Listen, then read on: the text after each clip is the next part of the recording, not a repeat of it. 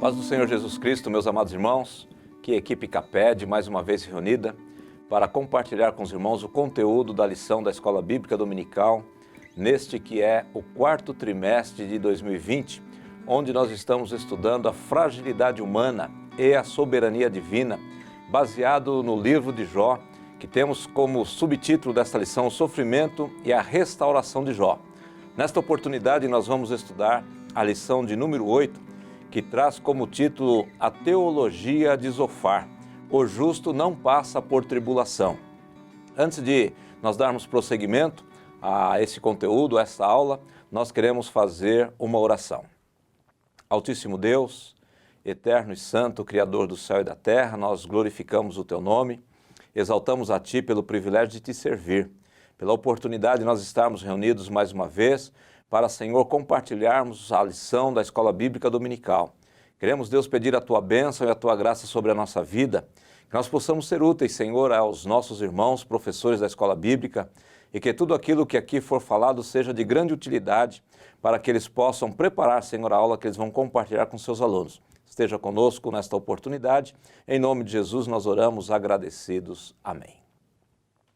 Muito bem, meus amados irmãos, nesta oportunidade nós temos aqui, juntamente conosco, para compartilhar esse conteúdo, o irmão Éden e o irmão Luiz, que estarão agora fazendo os cumprimentos aos irmãos. A paz do Senhor Jesus, querido irmão, é um prazer estar aqui junto com cada irmão que acompanha a videoaula. É um prazer, agradeço mais uma vez a oportunidade de estarmos aqui cooperando com o Caped, cooperando com o Ministério, cooperando com cada irmão. E vamos juntos mais uma vez meditar numa lição para extrair os preceitos e princípios da Palavra de Deus que são enriquecedores para nós, nossos alunos, para as nossas igrejas. Paz do Senhor, meus irmãos, é um prazer estar novamente aqui com vocês.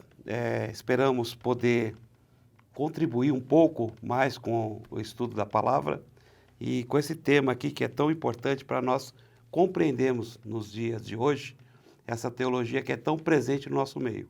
Então nós vamos destrinchar essa lição hoje e faremos aquilo que está ao nosso alcance. E vocês sabem, como o pastor Paulo sempre nos diz, esteja preparado não somente com essa revista ou com o nosso comentário, mas com livros e Bíblia aberta para você poder enriquecer o seu estudo. O desejo do nosso coração, meus amados irmãos, é que o conteúdo aqui compartilhado seja de grande importância para você, e a gente pede que você não somente assista esta videoaula, mas que também você possa compartilhar com outras pessoas para que elas também possam desfrutar dos ensinamentos da Palavra do Senhor. Como dito anteriormente, nós vamos estudar nesta ocasião a lição de número 8, que traz por título a teologia de Zofar. O justo não passa por tribulação. O textual está registrado no capítulo de número 11 e o versículo 18 do livro de Jó, e diz assim: E terás confiança, porque haverá esperança. Olharás em volta e repousarás seguro. A verdade prática diz assim: segundo as Escrituras, até mesmo o justo passa por tribulação. Nós temos nessa lição como objetivo geral mostrar que Zofar, assim como seus amigos, defende que os ímpios sempre serão punidos e os justos recompensados. Os objetivos específicos de cada um dos 3 tópicos da nossa lição é assim: o primeiro, destacar no entendimento de Zofar que o sofrimento de Jó fazia parte de um sábio julgamento divino. O segundo tópico, explicitar que a conversão defendida por Zofar era de natureza legalista. E no terceiro e último tópico desta lição, esclarecer que a teologia de Zofar limita a soberania de Deus na sua capacidade de julgar. Então, nessa lição, nós vamos estudar a tese que defendeu o terceiro dos amigos de Jó, o Zofar. Ele era possivelmente o mais jovem dos 3 e, diferentemente de Elifaz e Bildade, ele não faz 3 discursos, o que dá a entender que a argumentação dele se esgotara. Zofar, ele foi o mais impetuoso, o mais contundente, o mais dogmático entre eles. É também chamado por alguns comentaristas de teólogo iracundo, aquele que só vê erros e injustiças ao seu redor. Para Zofar, Jó estava sofrendo pouco em função dos pecados e da teimosia em negar esses pecados. Então, esse é o conteúdo básico da nossa lição que nós vamos compartilhar com os irmãos nesta ocasião. O primeiro tópico diz que Deus se mostra sábio quando aflige o pecador. E eu queria já passar por irmão Luiz para ele começar os comentários da nossa lição nesta ocasião. Bom, como vocês viram na introdução, ele é o terceiro a falar, né? Ele faz o Temanita, Bildade, o Suíta, e Zofar, o Naamatita. E eles vieram com o objetivo de condoer-se e consolar Jó, pelo sofrimento, pelo o momento que ele estava passando. E se você reparar bem, né, condoer-se com a pessoa da forma como eles fizeram, eu acho que não se condoeram, não. Eles vieram para colocar o dedo na ferida e machucar um pouco mais. E nós temos aqui também que é entender quem foi Zofar. Né? Zofar, seu nome hebraico significa peludo ou áspero, e na tese maior, ele seria áspero, por causa da sua forma de iracundo, a forma como ele lidou. Por ser o amigo que veio para Jó e trouxe uma forma mais dura, castigou mais Jó nesse sentido, apontando os erros, apontando algumas coisas, o significado que diz com a sua personalidade, pois era o pior de todos. Então a sua personalidade é a pior de todos. Ele se autoproclamava como um justo, como aquele que tem toda a verdade. Meus amados irmãos, nós percebemos no conteúdo da nossa lição que o comentarista, irmão José, ele vai colocar que Deus ele se mostra sábio quando aflige o pecador. E nós vamos observar no capítulo 11, onde está o primeiro discurso de Zofar, que ele mostra-se indignado frente às colocações que Jó tinha feito na sua defesa. Nós vemos aqui capítulo 11, versículo 1 a seguir, que diz assim: Então respondeu Zofar, o Naamatita, e disse: Porventura não se dará resposta à multidão de palavras, e o homem falador será justificado? Então ele mostra aqui uma certa indignação com relação àquilo que Jó tinha apresentado como a sua defesa. E o nosso comentarista ele vai colocar que Deus ele se mostra sábio nessa contrariedade do pensamento de Jó, segundo estava colocando, segundo a tese do Zofar. E o primeiro subtópico, Éden, ele vai dizer que Deus ele é grande e sábio. Ele vai fazer aqui nesse capítulo 11 um contraste entre as palavras do Jó e a sabedoria de Deus. O Zofar ele faz esse contraponto, né? Em primeiro momento, até enxergo nessa conversa aqui entre eles que parece que esse debate foi até acalorando e ficou mais quente porque Zofar foi até duro, agressivo, né? Achei que nesses primeiros versículos aqui, versículo de número 2, fala esse falador vai ser justificado, né? Um tagarela. E ao ponto de chamar de mentiroso, versículo 3 diz, as tuas mentiras se hão de calar os homens, né? E começa a argumentação de Zofar já indo para cima de Jó de uma forma dura, de uma forma realmente incisiva, como pontuado pelo irmão Luiz. E aí ele vai apresentando então a sua tese que entra nisso, né, da sabedoria de Deus. Deus é sábio, Deus sabe o que está fazendo, Deus está tratando, Deus está punindo, Deus está castigando. Então já vai mostrando que Deus ele está no controle e por isso que ele está agindo. Então ele está de certa forma falando de algo que é uma parte de verdade, né? Deus conhece, Deus sabe, Deus trata, Deus pune, Deus castiga quando acha necessário, mas ele vai usando isso como acusação, mostrando, olha, Deus é sábio, Deus conhece tudo, então Deus está tratando, Deus está punindo, né? E aí vai ser o começo da argumentação dele de que, ó, o justo não é para sofrer, se está sofrendo é porque é com razão, é com motivo. E nós vamos entender pela palavra de Deus que o justo sofre, que realmente aquele que está até agradando a Deus pode passar por sofrimentos e dores. Existem vários motivos e razões de dores e sofrimento. Nós podemos pontuar que qualquer pessoa, ela passa por algumas situações e eu anotei aqui algumas razões e tipos de sofrimento. Por exemplo, tipos de sofrimento. Existe aquela que é natural, a pessoa que, por causa da sua natureza que nós temos, né? Por exemplo, alguém que vai avançando em idade, vem suas enfermidades, dores, são sofrimentos.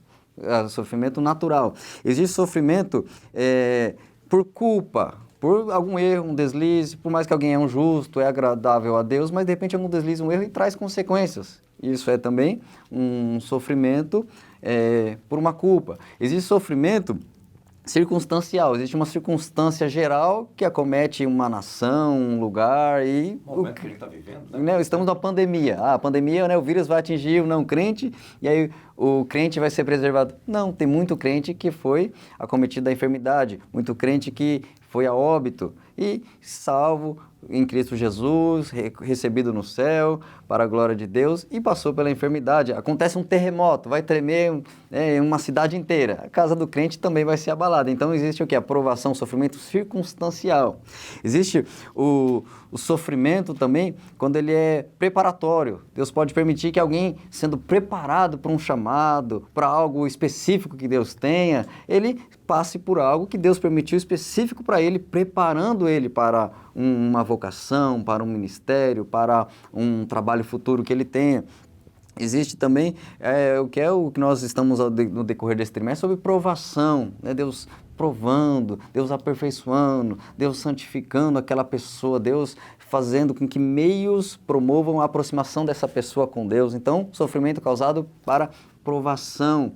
Até a palavra usada no título da lição é tribulação. Existe um objeto chamado tribulum, que é um objeto usado antigamente em agricultura, que era um objeto geralmente de madeira com as pontas, ou pregos ou pedras, tudo ali pontiagudo, para ser utilizado que na agricultura tinha os grãos e aquilo ali era passado, arrastado sobre os grãos e aquilo ali esfregando o grão fazia com que a casca saísse, caísse fora, ser levada pelo vento e a essência do grão, a essência daquele produto ficasse. Ou seja, o tribulum passando, né, ele sendo tribulado, né, fazia com que depois ali aquilo fosse limpo e estivesse a sua essência. Né? A tribulação pode ser usada por Deus para esfregar a vida do servo de Deus numa situação, numa provação, para tirar coisas que Deus quer que sejam retiradas, extraídas, e fica aí a essência, ou o aperfeiçoamento, aquele que Deus quer. E também, existe também a tribulação, sofrimento e dor também até para crescimento do reino. Deus pode permitir na vida de um servo de Deus, ou em geral na sua igreja, que muitas vezes foi a forma utilizada.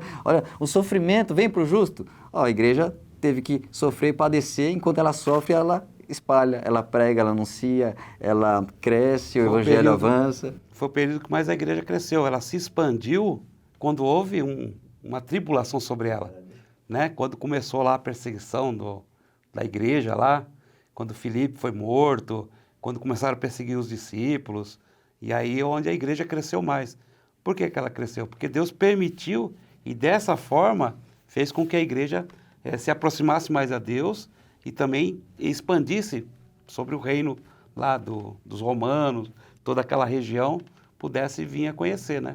Podemos dizer, Deus gosta do crente sofrendo? Não. O crente também gosta? Não, né? Isso seria masoquismo. Mas é necessário e cabe a ele, na sua sabedoria e soberania, saber quando convém, quando não convém, quando permite e não permite, e nós vivermos, atravessarmos, né, na certeza da presença dele, do consolo dele, né? Ele falando sobre provações, sofrimento, João capítulo 14, falando sobre isso, aí ele fala, não, mas eu não deixo vocês só, eu envio o Consolador, ou seja, aquele que consola na dor, consola na hora difícil. Né? Então a gente vai discorrer nessa lição aqui sobre isso, o justo pode sofrer, é permissão de Deus e realmente não estamos imunes, blindados quanto ao sofrimento, nós passaremos por ele e muitas vezes Deus vai usar isso para a glória dele. Então nós vemos essa teologia do Zofar, que é a teologia do sofrimento só para o ímpio e do não sofrimento para o justo, e na sua indignação, aqui com as palavras do Jó, nesse capítulo de número 11, ele fala da grandeza de Deus, da sabedoria, ou da excelência da sabedoria de Deus, mas ele coloca o homem num patamar, e o Jó no caso aqui, num patamar muito inferior, muito desmerecido, a ponto de compará-lo aqui no versículo de número 12, com a cria do jumento montês, comparou o Jó com um asno, né?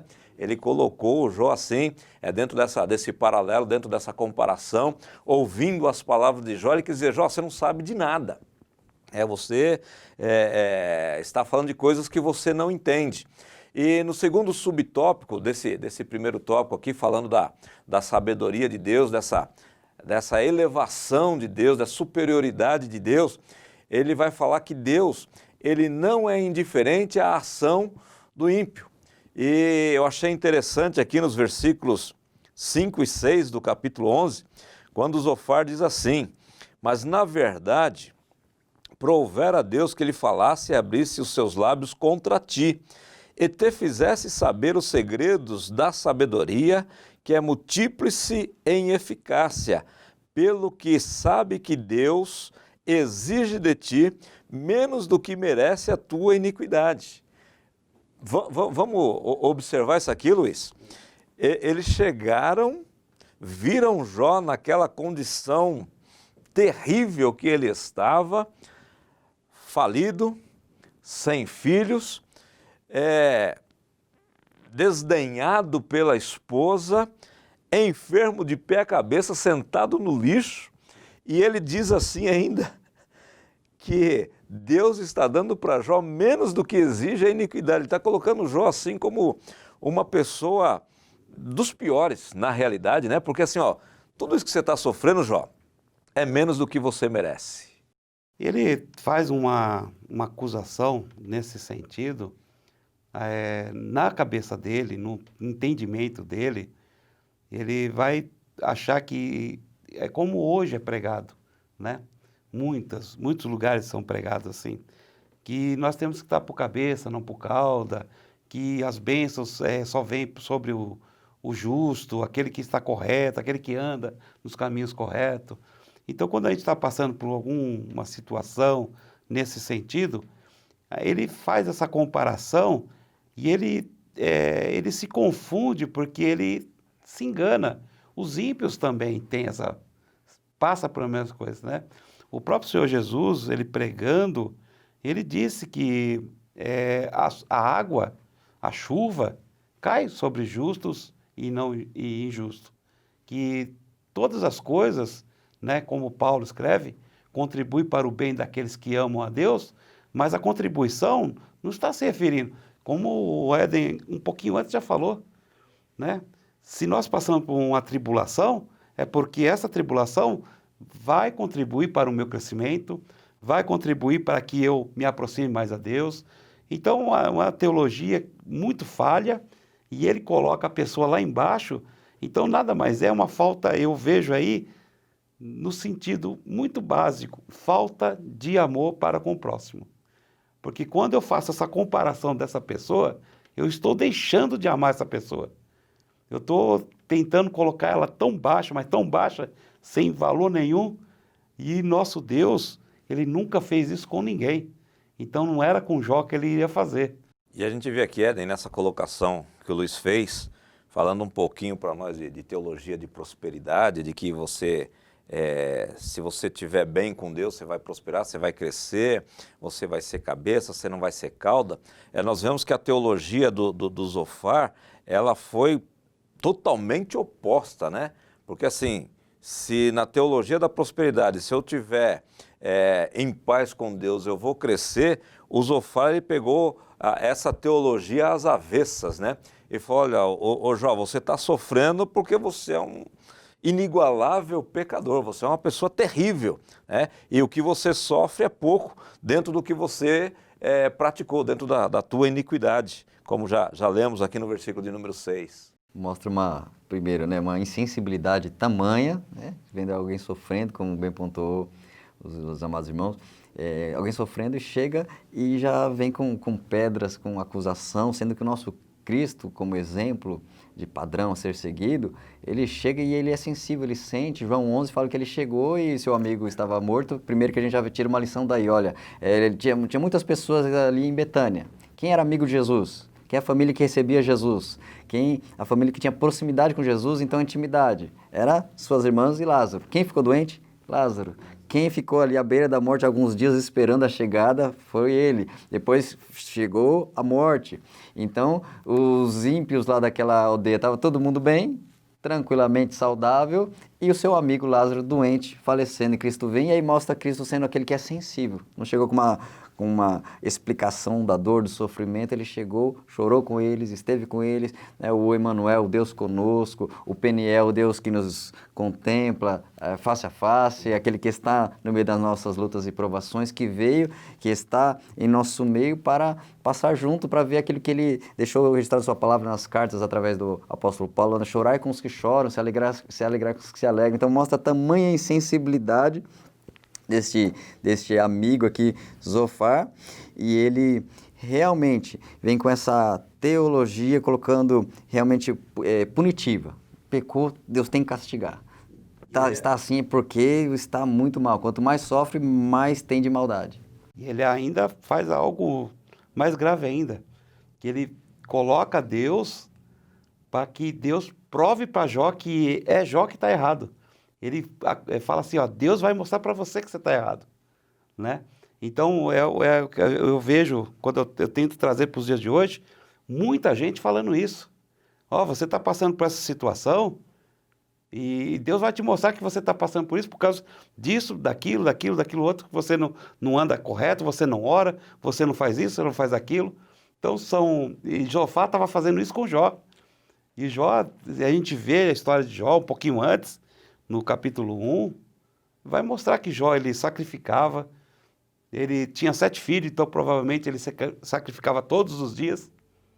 Então, para poder, ele orava continuamente, ele era um homem íntegro nas atitudes dele, vê que ele tinha amigos, os amigos vieram condolência com ele. Quando uma pessoa é íntegra, ele tem amigos. Quando a pessoa é ruim, é uma pessoa que não tem privilégio, aliás, não tem um status, poucos amigos ele tem, mas ele mostrou. E um detalhe que eu esqueci de passar para os irmãos foi o seguinte, que Zofar, na Septuaginta, que é a tradução para o grego do Velho Testamento, ele está tido como sendo um príncipe ou um rei. Então, veja que a qualidade de Zofar para com Jó, lá na Septuaginta, a gente não tem só pela Septuaginta que fala isso. Ele era um homem de alto escalão. Então, Jó tinha amigos poderosos. E uma teologia também, que olhando para Jó diz, ó, tá no choro, então tá muito mal, tá sofrendo, tá mal com Deus. E Cristo disse o contrário, ó, bem-aventurados que choram. Ele vai ser consolado. Cristo vem e tem outras razões por trás do sofrimento, quanto no finalzinho desse capítulo, um pouquinho mais adiante, diz, olha, bem-aventurados que sofrem perseguição por causa da justiça. Alguém que é justo e até sofre por causa disso, então bem-aventurado, feliz ainda se ele sofre até porque ele é justo. Porque nesse caso até Jó, por ser o mais justo no seu tempo, está sofrendo. Então, essa teologia de Zofar é oposta à de Cristo. E a gente vê que nem sempre o que a pessoa está passando é parâmetro da sua relação com Deus. Por exemplo, tem pessoa que está numa situação, 2 pessoas na mesma situação, um sai bem e outro sai mal. Quer dizer que um está bem com Deus e outro mal? Nem sempre. Nós podemos ver 2 servos de Deus presos, Pedro e João Batista. João Batista foi decapitado. Pedro recebeu o livramento e foi enviado um anjo, alcançou ele, abriu as portas, tirou ele de lá. Testemunho diferente. E aí, se eu estou apenas observando e ver, será que João Batista está em pecado e por isso ele sofreu? E Pedro está bem com Deus, por isso ele saiu vitorioso? Então, nossa teologia não pode ser circunstancial, olhar a circunstância e determinar se está bem com Deus ou não. Não podemos olhar isso e ter como parâmetro da relação com Deus. Na realidade, o que a gente pode perceber na teologia, não só do Zofar, mas dos 3 amigos de Jó, é que eles queriam enquadrar Deus dentro daquilo que eles pensavam. Deus tem que agir assim, Deus tem que fazer assim. E nós vimos aqui 2 situações que foram colocadas, 2 situações que foram abordadas. Uma delas é que se você está bem com Deus, você vai ter tudo. Outra é que se você está em pecado, ou se você está em sofrimento, é porque você está em pecado. E a gente tem que fazer um equilíbrio, porque nem todo mundo que está bem financeiramente, de saúde, socialmente, quer dizer que está bem com Deus.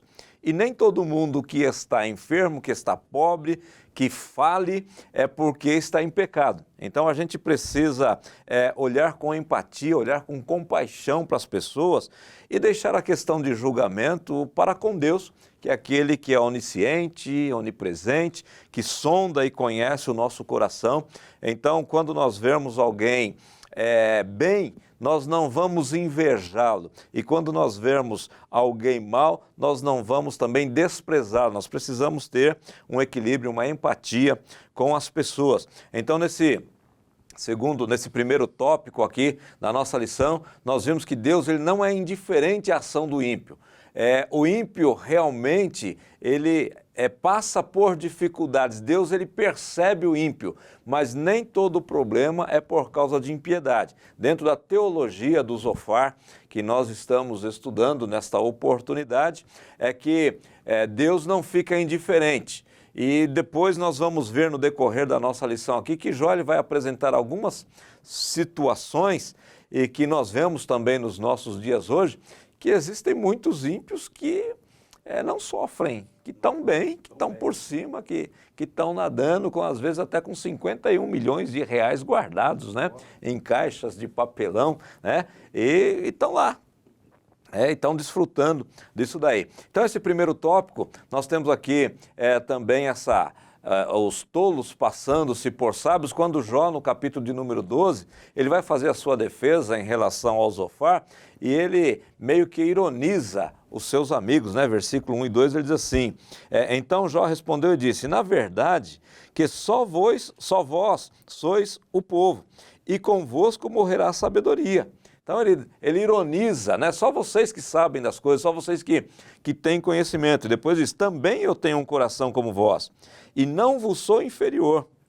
E quem não sabe tais coisas como estas, então Jó, a princípio, ele ironiza os seus amigos e, na realidade, ele está pedindo para eles silenciarem. Lá no capítulo de número 13, versículo 5, ele diz assim, tomara que vos calasseis de todo, que isso seria a vossa sabedoria. O seu silêncio é melhor do que quando você abre a boca. Quando você abre a boca, você está falando de coisas que você não entende. Você está julgando, você está colocando a minha pessoa numa situação que não é real, que não é verdadeira. Então, é o que diz o terceiro subtópico aqui desse tópico primeiro, tolos se passando por sábios. O Zofar, na realidade, ele tinha conhecimento, como o Luiz disse aqui, ele era sim um príncipe, ele não era um qualquer, ele era uma pessoa importante na sociedade, mas neste caso, ele estava falando de coisas que ele não conseguia compreender, porque quem conhecerá os intentos de Deus? Quem vai perscrutar o coração de Deus? Quem é que vai orientar Deus? Quem é que vai dizer para Deus, faz isso, faz aquilo? Então nós somos réis mortais, como era também o Zofar, mas ele estava achando que pelo seu conhecimento, pela sua sabedoria, ele poderia enquadrar Deus e dizer, olha, Deus está fazendo isso. E quem é que vai mandar em Deus, né? E no versículo 4, também desse capítulo 13, o Jó diz, vocês são como médicos que não valem nada. Ou seja, um médico que não sabe curar, que não sabe resolver, não sabe tratar da dor. Então, são amigos que vieram despejar um monte de aparente conhecimento e sabedoria, mas só agravaram a dor. Ou seja, nosso proceder, o manusear da palavra de Deus, nós somos apenas instrumentos de Deus e ao utilizar a palavra de Deus, devemos ser como um médico que sabe o que está fazendo e que sabe levar a cura. Então devemos ser instrumentos de Deus, que a palavra seja curadora, seja bálsamo, seja edificadora, seja para crescimento e não para terminar de derrubar quem está sofrendo. Então, meus queridos, nós vamos agora para o segundo tópico da nossa lição, que traz como título a conversão como resposta à aflição. E nós vamos ver do capítulo 11, a partir do versículo 13 até o versículo 20, quando o Zofar ele vai falar dessa conversão, dessa purificação moral que diz aqui o primeiro tópico. Eu vou ler esses versículos aqui e depois o irmão Luiz vai fazer o comentário sobre eles. Diz assim, se tu preparaste o teu coração, estende as tuas mãos para ele. Se há iniquidade na tua mão, lança-a para longe de ti, e não deixes habitar a injustiça nas tuas tendas, porque então o teu rosto levantarás sem mácula, e estarás firme e não temerás, porque te esquecerás dos trabalhos e te lembrarás deles como das águas que já passaram. E a tua vida mais clara se levantará do que o meio-dia. Ainda que haja trevas, será como amanhã. E terás confiança, porque haverá esperança. Olharás em volta e repousarás seguro. Deitar-te-ás e ninguém te espantará. Muitos acariciarão o seu rosto, mas os olhos dos ímpios desfalecerão e perecerá o seu refúgio, e a sua esperança será o expirar da alma. Nós vemos aqui nessas palavras de Josafá, ele resume em 3 coisas básicas, né? O que é? O andar correto, uma conduta correta. Ele resume também que é uma vida de oração. E ele também faz um resumo falando de uma renúncia ao pecado. Então, as 3 bases dessa declaração de Josafá aqui está baseado nisso. Conduta correta, oração e renúncia ao pecado. Então, nós vemos hoje, ele não está de todo errado. Porém, a aplicação é que está errada. Quando ele aplica isso, dizendo que somente dessa forma, então o justo não passará por tribulação, o justo não passará por sofrimento, o justo não passará por coisas assim. Tanto que ele fala assim que muitos virão acariciar teu rosto. Na minha tradução aqui diz até diferente, diz um pouquinho, né? Terás confiança porque há esperança, olharás em volta e repousarás seguro, deitar-te-ás e ninguém te espantará, e muitos procurarão obter o teu favor. Então, ele está dizendo o seguinte, se você fizer tudo isso aí, é como eu já disse anteriormente, será a cabeça. Então, muitos virão buscar você por causa do favor que você pode oferecer. Porque você está no topo, você é a pessoa correta, você é a pessoa justa, e você não passa por nenhum tipo de coisa. Então, a aplicação dessas 3 coisas é que estava errada na teologia de Josafá. Nosso comentarista, ele coloca aqui, dentro do seu comentário, que esse pensamento explanado pelo Zofar nos versículos 13 a 20 do capítulo 11, ele chama aqui de teologia do moralismo. Essa teologia, ela promete o favor de Deus e a satisfação da justiça para os pecadores se eles apenas se comportarem bem ou se comprometerem com uma melhoria moral. O que isso quer dizer? E a gente precisa tomar muito cuidado com essa teologia moralista, porque isso não é o verdadeiro evangelho. Às vezes você pode ouvir alguma pessoa, às vezes está dentro da igreja, vamos dizer assim, mas eu não minto, eu não roubo, eu não maltrato. Essa é uma teologia moralista, querendo levar a pessoa a alcançar a justiça ou a justificação de Deus por intermédio de um bom comportamento. Nós, como pregadores da palavra, nós precisamos até tomar cuidado para não pregar esse tipo de evangelho. Não, você precisa parar de fumar, você precisa parar de beber, você precisa parar de mentir. Quando, na realidade, a gente precisa dizer para a pessoa que ela precisa se entregar para Cristo, conhecer Jesus e ser justificado pela fé. Eu quero ler aqui Gálatas capítulo 2, versículo 16, quando a palavra de Deus diz assim: sabendo que o homem não é justificado pelas obras da lei, mas pela fé em Jesus Cristo. Temos também crido em Jesus Cristo para sermos justificados pela fé de Cristo, e não pelas obras da lei, porquanto pelas obras da lei nenhuma carne será justificada.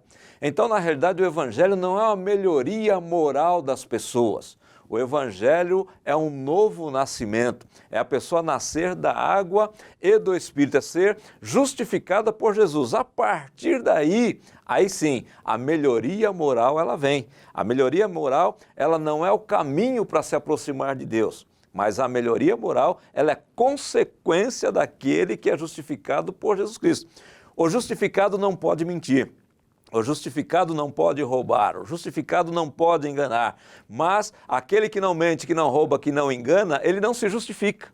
É o contrário. A gente precisa tomar cuidado com essa teologia do moralismo aqui, que o Zofar ele vem aplicar ou querer aplicar na vida de Jó, e a gente tomar cuidado com isso nos dias de hoje, Éden.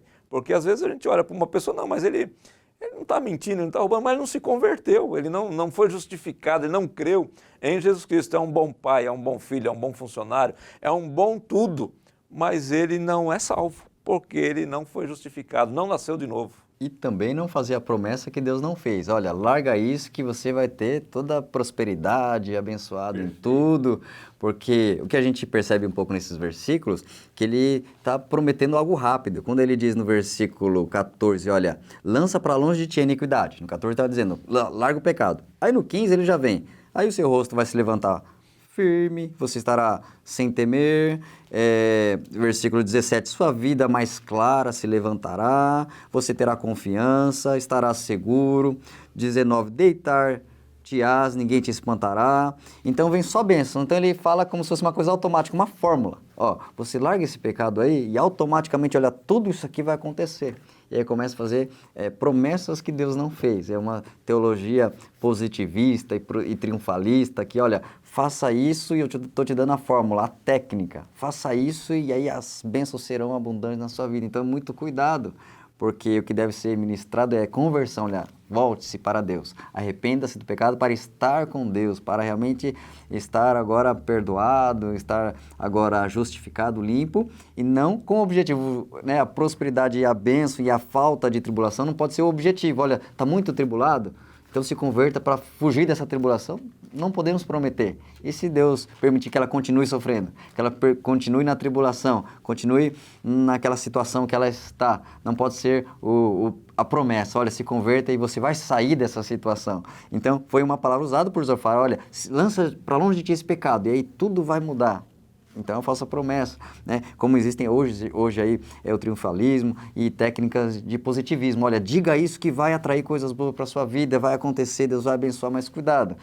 Eu só pronunciar não tem todo o poder decisivo que está em Deus. Aí eu estou partindo para esse misticismo, para esse positivismo que, igual o místico acredita que dizendo coisas boas, o universo vai conspirar ao favor, trazendo coisas boas como um reflexo, né? E existe esse misticismo gospel de vai dizendo, pronunciando, falando que vai acontecer. Peraí, cuidado, é o querer de Deus, é a vontade de Deus, é o projeto de Deus para a sua vida, é esse. Devemos sim crer, confiar, orar e até ministrar bênçãos sobre as pessoas, mas não realmente prometer que vai acontecer porque estamos com algumas atitudes ou técnicas. Então esse é o cuidado que devemos ter, porque alguém pode estar agradando a Deus, servindo a Deus, ciente de que a aprovação vai continuar ali. Se a gente olhar o capítulo 3 de Abacuque, é alguém que exulta em Deus, que se alegra em Deus, o Deus da salvação. Mas ele olha para o seu quintal, os seus animais foram mortos e foram roubados. Ele olha para a sua plantação, não deu nada, e a que deu, quando ele foi experimentar, foi enganosa, não estava boa. E ele olha todas as situações ruins na sua vida e ele diz, mas eu exultarei, me alegrarei no Deus da minha salvação. Ou seja, ele é fiel, ele é convertido, ele adora a Deus, ele tem alegria e regozijo nas coisas espirituais, mas ele olha para o seu quintal e está tudo ruim, está tudo ruim na sua casa, no seu redor. Enfim, o resumo disso seria chamado de legalismo religioso. E o legalismo, para que os irmãos possam compreender, é o estilo de vida que uma pessoa acredita que cumprindo todos os rituais, regras, torna ele um indivíduo merecedor das bênçãos divinas. Então ele é um conjunto de regras que ele quer seguir, e isso fez com que o Israel pecasse, porque ele criou tantas leis em cima das leis que Deus já tinha dado, que se tornaram legalistas, tão legalistas que esqueceram de reconhecer Jesus como o Senhor. E não somente isso, nós vamos ver que se nós fizermos uma comparação entre o Novo e o Velho Testamento, nós vamos ver que todas as promessas de Jesus são promessas espirituais. Sim.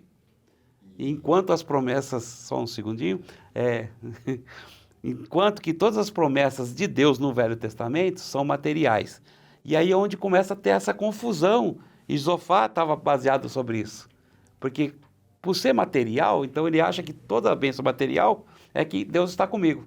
E quando eu estou passando por um sofrimento, por uma perda, por uma tribulação, por uma tormenta, Deus está me provando, está me castigando, está me fazendo com que eu passe por isso, porque eu estou fora dos caminhos dele.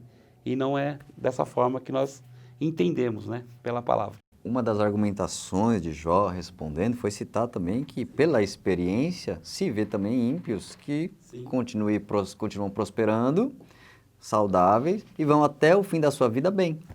Então foi um dos argumentos de Jó.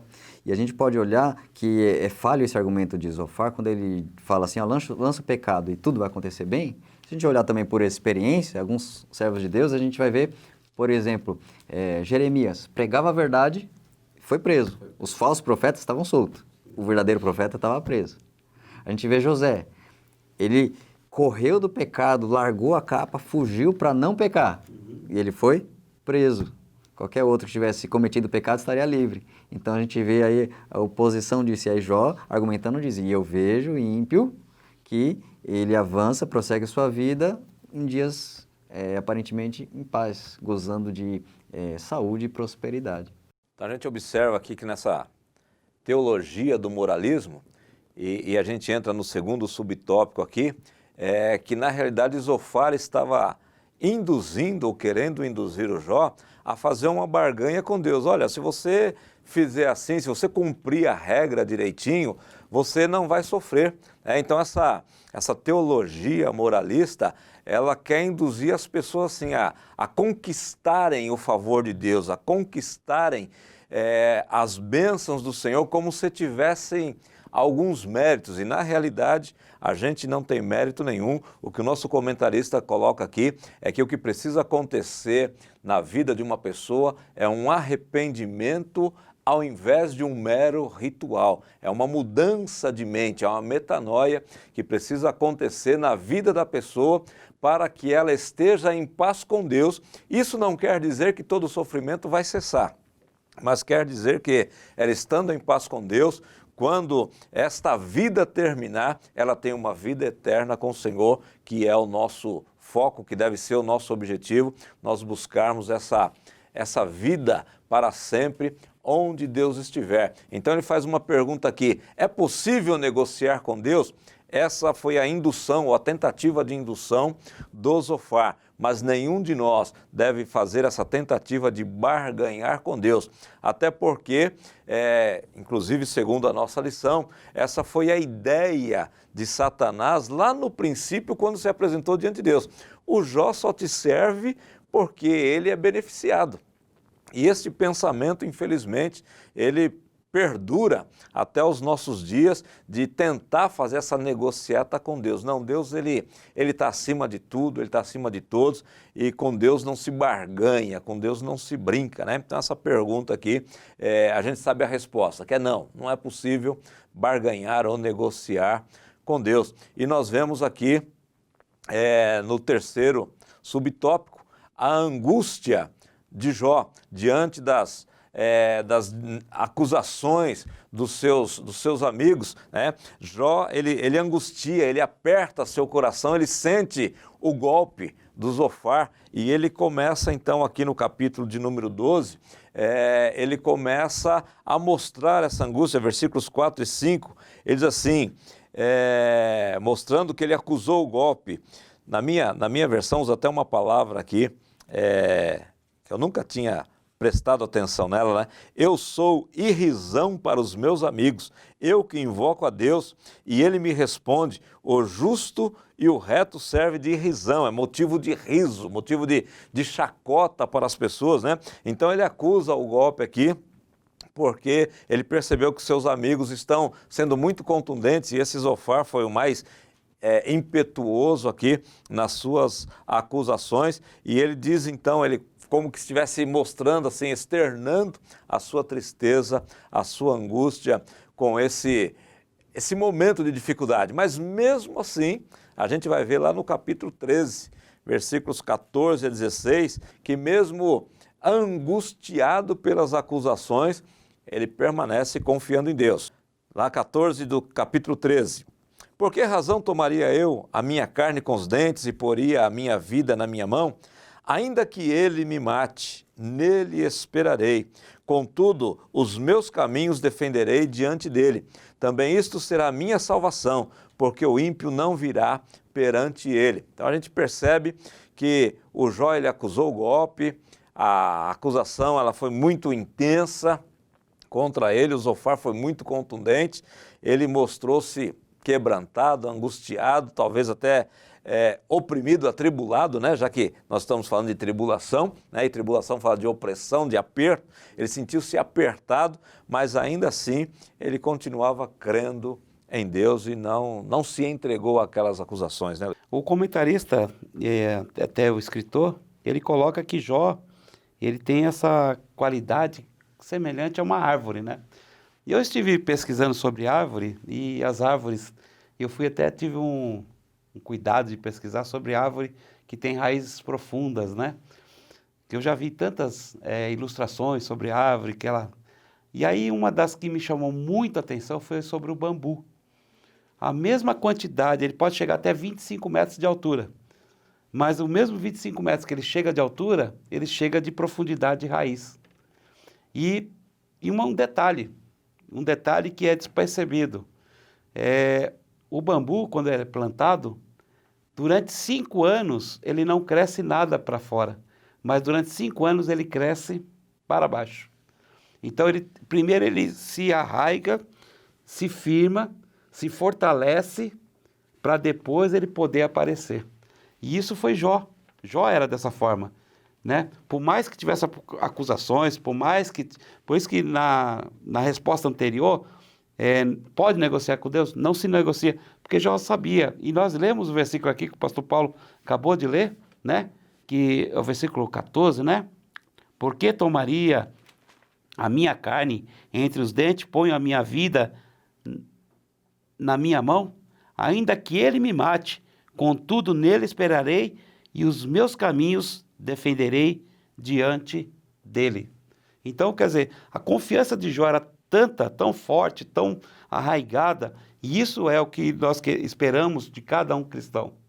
Não se demover facilmente da sua fé, seja por palavra, seja por epístola, seja por nova revelação, mas permanecer firme e fiel ao Senhor Jesus. Foi assim que os nossos heróis da fé conseguiram terem as suas aparições lá no hall, né? Então, nós também podemos aparecer se nós permanecermos firmes. E aí, então, nós chegamos, meus amados irmãos, no terceiro tópico da nossa lição, é quando, dentro da teologia do Zofar, ele vai dizer que Deus julga e castiga os pecadores. E aí nós vamos lá para o capítulo de número 20, quando é o segundo discurso do Zofar. Volto a dizer que ele não fez 3 discursos como os outros amigos, ele fez esses 2 discursos, e aqui no capítulo de número 20 é o seu segundo discurso. E ele vai dizer aqui no capítulo 20 que os ímpios, ele sofre, ele vai descrever, querendo fazer a comparação com aquilo que Jó estava sofrendo, dizendo que são só os ímpios que sofrem, né? Então, capítulo 20, ele vai dizer aqui, eu vou ler alguns versículos, e depois o Éden vai comentar esse terceiro tópico aqui para nós. Então respondeu Zofar o Namatita e disse: visto que os meus pensamentos me fazem responder, e eu me apresso. Eu ouvi a repreensão que me envergonha, mas o espírito do meu entendimento responderá por mim. Porventura, não sabes tu que desde a antiguidade, desde que o homem foi posto sobre a terra, o júbilo dos ímpios é breve, a alegria dos hipócritas apenas de um momento? E aqui ele começa a descrever essa brevidade da riqueza, da prosperidade, da alegria dos ímpios, e que eles são evidentemente ou efetivamente castigados dentro do seu sofrimento. A calamidade vem sobre eles. E ele começa a colocar para Jó que aquilo que Jó estava sofrendo estava de conformidade com o castigo que os maus sofrem. Então ele prossegue nessa teologia, nessa visão que ele tem, dizendo que o mal que sofre, o mal, ele passa por castigos, por coisas muito duras, por coisa terrível. Se algo realmente é algo muito ruim é porque alguém é muito mal, é muito terrível. E aí ele prossegue e insiste nessa tese, nessa visão que ele tem, mas a palavra de Deus vai sempre nos mostrando o contrário. Porque lá na carta de Pedro, primeira carta, capítulo 4, versículo de número 12, fala assim: Amados, não estranheis a ardente prova que vem sobre vós, para vos tentar como se coisa estranha vos acontecesse. Se eu fosse um seguidor de Zofar, eu ia receber essa palavra, opa, eu não vou passar por dor e sofrimento, vou me alegrar porque eu só vou receber coisa boa. Quando viesse a tribulação, eu ia estranhar, eu ia achar complicado, não ia conseguir entender, eu ia até me desiludir, talvez me frustrar e nunca mais querer, talvez até congregar com esse pastor Zofar aqui que prometeu mentira. E a palavra de Deus, na sua verdade, diz: não estranhe, não ache estranho, porque você vai passar por prova sim, vai passar por provação. Não estranhe a ardente prova. Então, ardente é algo que arde, algo que queima, algo que é comparado a alguma coisa lançada no fogo. Então, o crente é lançado em situações de fogo, situações de dificuldade, situação de ardência, quando uma coisa dói muito, uma coisa em extremo calor, onde se mexe em estrutura. E aí a palavra então vai mostrando o contrário. Então, se eu tenho uma visão correta, eu não vou estranhar. Eu vou passar por este mundo e vou saber que eu vou passar por isso. E também, como eu vou passar por isso? Porque Jó, ele tem um entendimento que sim, o bom e o mal vai passar por situações parecidas, semelhantes. Agora a diferença é como vamos passar.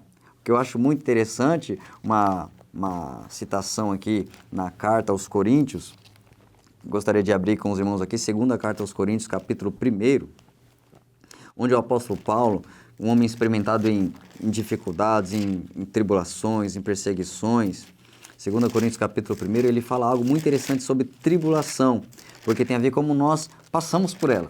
Uns passam por tribulação e amargura e eles continuam espalhando e aumentando essa amargura. Ele sofre tanto que ele faz os outros aguentarem reclamações e dor e pesar.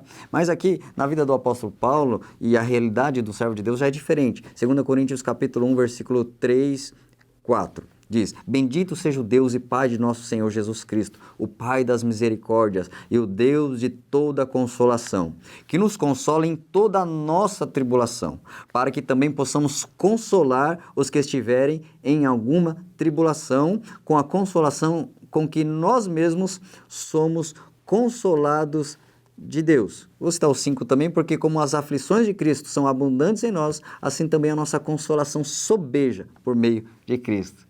Ou seja, eu passo por tanta tribulação e aí eu passo por tanto consolo. Maior a tribulação, maior o consolo. E ele então é aquele que ele passa por tanta dificuldade e isso faz ele ter mais consolo para dar para quem está sofrendo.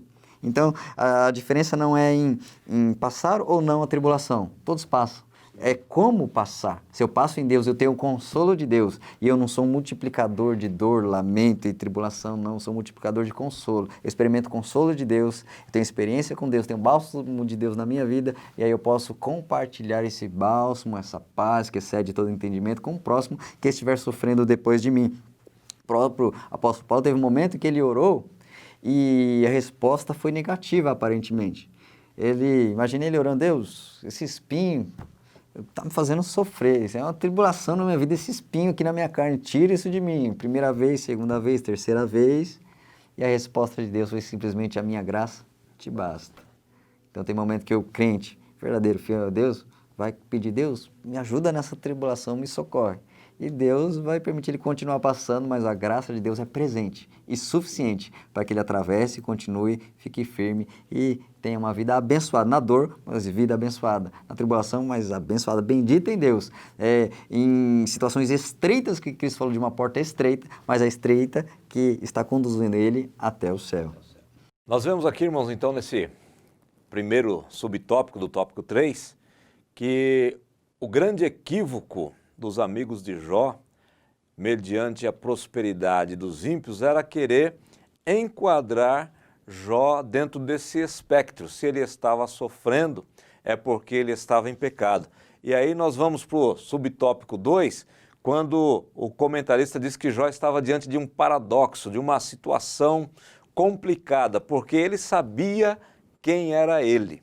Como disse lá no capítulo, eu sei em quem tenho crido, eu sei que o meu Redentor vive. Na realidade, eu sei que o meu Redentor vive e que por fim se levantará sobre a terra. Então Jó conhecia a si mesmo, ele sabia que ele era justo. Ele também tinha a ideia de que o ímpio, ele é punido, o ímpio sofre. E agora ele se depara com a acusação dos seus amigos e com a condição que vivem os ímpios. Capítulo de número 21, a partir do versículo 7, Jó, ele vai dizer assim: por que razão vivem os ímpios, envelhecem e ainda se esforçam ou aumentam em poder? A sua semente se estabelece com eles perante a sua face, os seus renovos perante os seus olhos. Suas casas têm paz, sem temor. A vara de Deus não está sobre eles. O seu touro gera e não falha. Pare a sua vaca e não aborta. Fazem sair as suas crianças como um rebanho, e seus filhos andam saltando. Levantam a voz ao som do tamboril e da harpa e alegram-se ao som das flautas. Na prosperidade gastam seus dias e num momento sem sofrimento eles descem à sepultura. E qual é o comportamento deles? Verso 14. Todavia dizem a Deus: retira-te de nós, porque não desejamos ter conhecimento dos teus caminhos. Então, veja a situação, Luiz, em que o Jó se depara. O seu amigo está dizendo assim: os ímpios sofrem. E ele olha ao seu redor e vê os ímpios prosperando. Fala, você está sofrendo porque você é ímpio.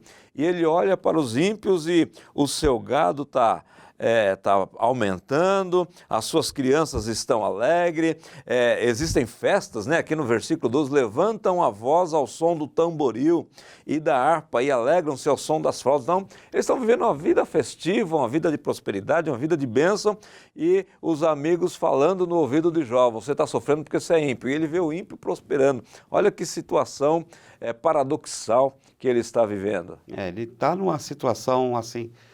Ele está num fogo cruzado, porque ao mesmo tempo que ele é acusado, ele se defende e a sua defesa parece que não funciona, porque eles continuam incisivamente falando que ele, como ele faz, Bildade, e o próprio Zofar, que foi o pior, ele continua insistindo que ele está ímpio, que ele está pecador, que ele está errado, que o castigo de Deus está vindo, né? Que ele está em dívida com Deus, ele precisa pagar essa dívida, senão ele não vai conseguir. E esse paradoxo justamente acontece porque ele olha isso aí tudo e fala: Deus, ele podia muito bem, como muitos querem fazer na atualidade: Deus, o meu vizinho está aqui, ó, está tão bem, e eu que te sirvo, eu que te, né, eu que oro, eu que busco a ti e não consigo. Né? O que está acontecendo? Então, mas é uma coisa que Jó, ele faz isso, mas ele responde aos amigos dele com propriedade, porque ele tinha confiança, né? Nós já lemos esse versículo, mas é algo que afronta a gente, e essa afronta muitas vezes faz com que... mas isso aí nada mais é do que a consequência, e eu posso dizer que sem medo de errar, consequência da perseguição de Satanás sobre as nossas vidas. Porque nós fizemos uma comparação de que o que Zofar ele estava fazendo era o mesmo que que Satanás fez com Jó quando ele acusou diante de Deus. Ele falou: você tem dado tudo, então, na verdade, isso aí vem acontecendo na nossa vida constantemente e é uma luta que a gente tem que vencer. Essa luta a gente vai vencer ela dessa forma, crendo verdadeiramente que Deus é que está no controle de tudo. Então, se Ele quer, eu vou passar. Se Ele não quer, eu não vou passar. Aí que entra o viver pela fé, Isso. não pela vista. Se Jó observasse, né, eu vou olhar aqui o vizinho da direita, idólatra, churrascão, o vizinho da esquerda, adúltero, prosperando, avançando, conquistando o seu negócio cada vez mais lucrador, e ele olhar para sua casa e saber que ele está de luto pelos seus 10 filhos que morreram. Então, se ele olhar pela vista, pela sua visão humana, ele vai se decepcionar, vai se frustrar. E o servo de Deus é chamado a viver pela fé, viver pelo que ele crê, no Deus invisível, em princípios e base moral, que é algo invisível, intangível, mas é a convicção, a estrutura, é a raiz desse bambu, que faz ele ficar de pé espiritualmente, e nas promessas de Deus no porvir, porque, como diz a palavra de Deus, as aflições deste tempo presente não são para se comparar com a glória que em nós há de ser revelada. Ou seja, eu vejo algo aqui ainda ruim, porque toda a consumação do plano eterno de Deus ainda está em andamento. E eu tenho que, pela fé, suportar isso, pela fé ver a injustiça, pela fé ver o mal, muitas vezes, avançando, e pela fé acreditando que Deus, no seu juízo eterno, no final, há de colocar todas as coisas no lugar, o caos ser reordenado, porque Ele ainda está no controle, está dentro do plano original dele. Nós vimos então aqui, meus irmãos, nesse terceiro tópico, essas duas condições colocadas pelo Zofar: o castigo dos maus, a bênção dos justos. E o paradoxo que o Jó está vivendo aqui é em ver à sua volta que os ímpios estão indo bem, que eles estão prosperando. E aí o nosso comentarista fecha esse terceiro tópico dizendo assim: a verdade, ela vem à tona. Quem é que está certo? É o Jó ou é o Zofar? É a teologia do Zofar ou é a justificativa do Jó? E nós vamos ver que o Jó não era um homem perfeito, um homem sem nenhum pecado, mas conforme Deus deu testemunho dele, ele era um homem justo, uma pessoa que procurava desviar-se do mal, uma pessoa que tinha o seu coração em Deus. E agora nós vemos aqui o fechamento dessa lição, que a verdade vem à tona. E qual é essa verdade que a gente quer entender? Que verdade é essa que vem à tona? A verdade, sim, que o ímpio às vezes se dá bem e o justo às vezes se dá mal, né? Mas a Bíblia diz que melhor é o fim das coisas do que o começo dela. E o fim é que vai revelar. Então, nesse momento que a gente está vivendo, Éden, qual é a verdade que vem à tona? Primeiro que, se nós, como espectadores, olharmos os dois debatendo, vamos se perguntar: e aí, quem está certo? Zofar, Elifaz e Bildade ou Jó? 3 contra 1. Se for pela maioria aí, os 3 estão certos, né? Sim. Mas Deus é a maioria. Pode estar o mundo todo contra, se Deus disser, é a maioria. E a resposta sobre quem tem a razão está lá no Jó capítulo 42, quando no versículo de número 7, após Deus aparecer, conversar, esclarecer muitas coisas para Jó, e diz assim no versículo 7: sucedeu, pois, que, acabando o Senhor de dizer a Jó aquelas palavras, o Senhor disse a Elifaz, o temanita: a minha ira se acendeu contra ti e contra os teus 2 amigos, porque não dissesses de mim o que era reto, como o meu servo Jó.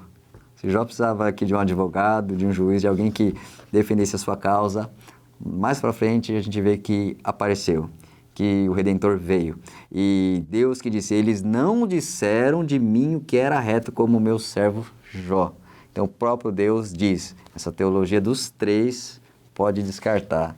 A visão de Jó é a correta. Então, nós, olhando esta lição sobre tribulação, a grande verdade é: o justo passa por tribulação, o justo atravessa por tribulação, o justo tem experiências ruins na sua vida, o justo pode até passar até uma vida toda de sofrimento, mas a certeza é: o Todo-Poderoso, o Onipresente, o Onipotente, Onisciente está com ele. O Senhor que promete habitar com o seu povo está com ele. Então, o justo passa, sim, por tudo isso, mas ele não está só.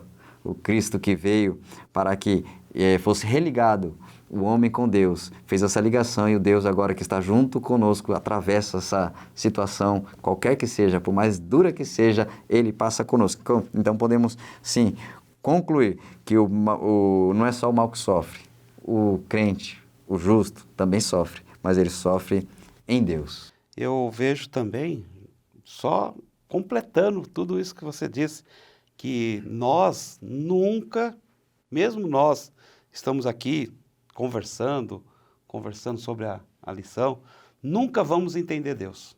Porque Deus, ele tem um modo dele trabalhar, e por não entendermos Deus completamente, nesse quesito, ele trabalha da forma como ele acha melhor. Para um, ele aparece no meio do fogo, no outro, ele aparece no redemoinho, no outro, ele chama quando está lá nas entranhas da mãe, para outros. Então, a forma como Deus, as multiformas que Deus tem, né, de trabalhar, faz com que a verdade venha à tona.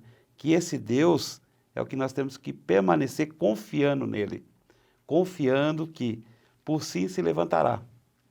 E ele trará a minha salvação, como a salvação dos irmãos, né, que permanecerem. E aí nós vamos fazer esse contraponto. Por mais que nós sejamos legalistas, como já foi dito, né, não é isso o que vai salvar. Porque Deus não segue uma regra definida, porque nós não conseguimos compreender Deus na sua totalidade. Se nós compreendêssemos Deus na totalidade, seríamos deuses.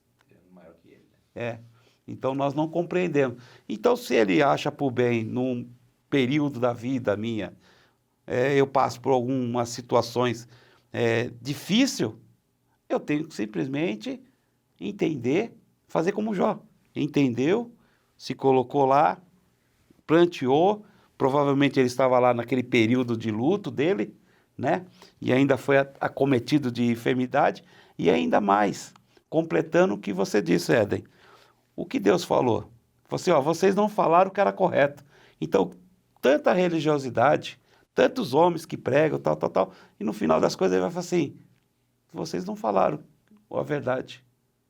E a verdade é uma só, conhecereis a verdade, e a verdade vos libertará. A verdade é Cristo. Segue a Cristo, é o nosso marco, já foi falado aqui, Cristo é o nosso referencial. Passou disso, nós estamos fadados a cometer algumas falhas, alguns erros aí. Amém, meus amados irmãos, nós estamos chegando ao final de mais esta videoaula e complementando aqui que a verdade vem à tona, nós chegamos à conclusão que as tribulações e as acusações, os ataques dos amigos de Jó não foram suficientes para afastá-lo de Deus. Tanto é que nós já lemos aqui capítulo 13, versículo 15, quando Jó diz assim, ainda que ele me mate, nele esperarei. Apesar de todos os ataques, apesar de toda a tribulação, apesar de toda a dificuldade, Jó, ele tinha uma esperança. E essa esperança, ela deve também estar no coração de cada um de nós, como o Éden já citou aqui, Romanos capítulo 8, versículo 18, que diz assim, porque para mim tenho por certo que as aflições deste tempo presente não são para comparar com a glória que em nós há de ser revelada. E Paulo, ainda escrevendo aos Coríntios, na segunda carta, capítulo 4, versículo 17, diz assim, porque a nossa leve e momentânea tribulação produz para nós um peso eterno de glória muito excelente. Nós temos esta esperança. Assim como Jó, apesar dos ataques, da tribulação, de tudo, ele manteve a esperança que nós mantenhamos viva a nossa esperança nesse Deus que é eterno, nesse Deus que é santo e que por fim ele se levantará e nos dará vitória. Nós estamos encerrando essa aula agradecendo a Deus e passando para os irmãos fazer aqui os comentários finais para a gente finalizar. Agradecemos a Deus por este esclarecimento, essa aula enriquecedora sobre tribulação. O apóstolo Paulo também, em 2 Coríntios 7, 4, falou sobre gozo nas tribulações, ou seja, é possível estar com prazer na alma em meio às tribulações. Romanos 8 fala também, quem nos separará do amor de Cristo? Tribulação, angústia, espada, perseguição, cita um monte de tribulação e a conclusão dele é, olha, nada nos separará do amor de Deus em Cristo Jesus. Então nós podemos extrair, Jó suportou, atravessou tudo isso, ouviu todas essas falsas teologias, mas a fé dele estava firme no seu Deus, no Criador, no Altíssimo. E quando nós temos essa mesma fé, nada nos separa desse amor. Podemos atravessar qualquer tribulação, passamos sim, mas o amor dele é presente, é real e não se afasta de nós. Podemos glorificar por isso que possamos ministrar uma aula abençoada, maravilhosa, edificante para nossos amados irmãos. Desde já agradeço a rica oportunidade de mais uma vez estar junto com os irmãos em nome de Jesus. Quero encerrar só lendo um versículo que eu já até citei verbalmente, mas não disse o endereço. 2 Tessalonicenses, capítulo 2, versículo 2, que não vos demovais facilmente do vosso modo de pensar e nem vos perturbeis, quer por espírito, quer por palavras, quer por epístolas, como se procedesse de nós, como se o dia de Cristo já tivesse chegado. O que Paulo está querendo dizer aqui simplesmente permaneça firme, como Jó permaneceu firme, ele tinha convicção. Eu sempre digo isso, convicção, seja convicto da sua fé, da sua postura diante de Deus, não seja legalista, não seja aquele, porque eu estou falando, não, permaneça e aí Deus vai te abençoar e você vai poder, muitas vezes, eu também vou poder falar, por si se levantará e ele me ressuscitará no último dia. Então eu agradeço a oportunidade de estar aqui mais uma vez e quando sempre que precisar, estarei aqui com vocês, tá? Sempre. Amém, meus amados irmãos. Nosso desejo é que este comentário, este conteúdo seja muito útil para você na preparação da sua aula e que quando você estiver com seus alunos, Deus ele te use de uma forma poderosa, sobrenatural e que você seja um canal de bênção na vida dos teus alunos. Como sempre recomendamos, que você não se prenda tão somente a este comentário, que é uma ajuda simplesmente que nós estamos passando para você, mas que você estude a sua lição com bastante dedicação, que você leia a palavra de Deus, tenha a Bíblia Sagrada em mais de uma versão, procure ter um bom dicionário bíblico, um bom comentário bíblico para enriquecer as suas aulas e assim Deus continuará te abençoando. Volto a dizer que você não somente assista esse vídeo, mas que você também possa compartilhá-lo com outras pessoas, bem como todas as mídias, os vídeos da nossa igreja. Temos vídeos de cultos, temos vídeo de escola dominical, temos vídeos muito abençoados. Se você ainda não for inscrito no canal da Assembleia de Deus em Santo André, inscreva-se, toque ali o sininho para que todas as vezes que um vídeo novo for postado, você seja avisado e possa desfrutar de tudo aquilo que Deus tem proporcionado para a tua vida através do ministério da Assembleia de Deus em Santo André. Nós vamos encerrar com mais uma oração e eu quero pedir ao irmão Luiz para fazer esta oração. Senhor, meu Pai, eu te agradeço, Senhor, por este momento que nós passamos aqui, estudando a Tua Palavra, através desse ensino, ó Pai. Que ela possa ser frutífero na minha vida, na vida de cada um dos professores e dos alunos. Pai Santo, eu te agradeço porque o Senhor tem nos colocado aqui, Senhor, como um canal de bênção para os nossos irmãos. Possamos, Senhor Deus, atingir com aquilo que é proposto. A Tua Palavra seja, Senhor, em primeiro lugar em nossas vidas e nós possamos vivê-la, Senhor, verdadeiramente, trazendo à tona a verdade, que o Senhor é digno de toda honra, de toda glória e de todo louvor. Por isso nós oramos agradecidos em nome de Cristo Jesus. Que Deus abençoe a todos os irmãos em nome do Senhor Jesus Cristo.